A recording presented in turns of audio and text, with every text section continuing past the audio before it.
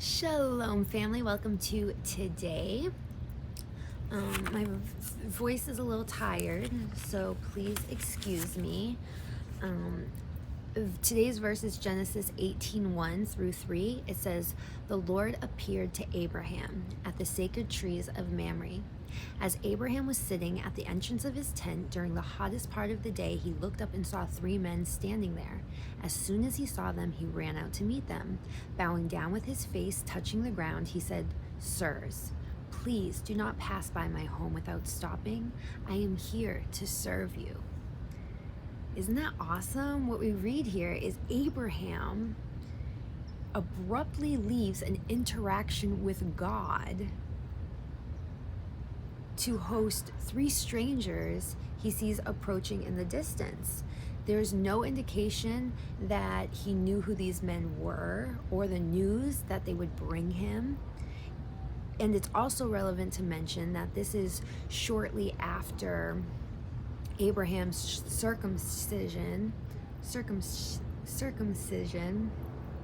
a hard word for me.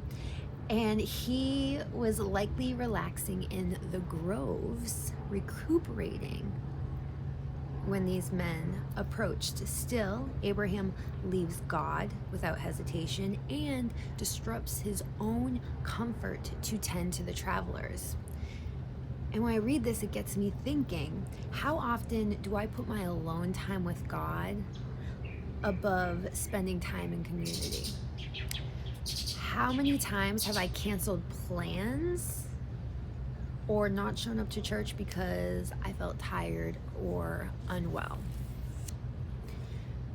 This behavior is not honoring God, it's selfish. Abraham set an example. He put aside his comfort and his pleasure for the greater good, the love of others. When he turned to greet his guests, he didn't turn away from God. He turned to a higher level of God. He turned to selflessness.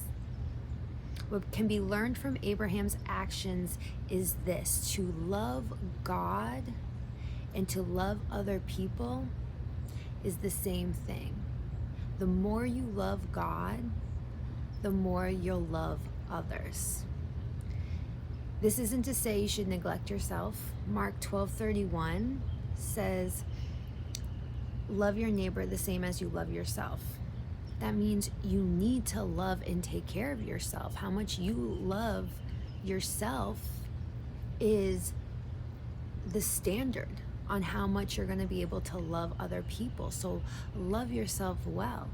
This is also not to say you shouldn't spend alone time with God, but it's a balance, as so many things are. You don't want to be spending all of your time with God at church or in community, and then at home you're just shutting your brain off watching Netflix. You don't want to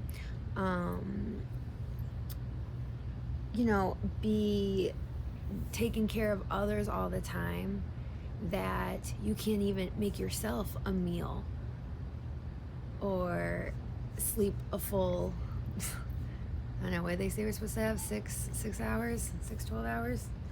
12 hours somewhere in there, 6 to 12 hours. Anyway, I love you all. My prayer for you today is that you find that balance, and shalom.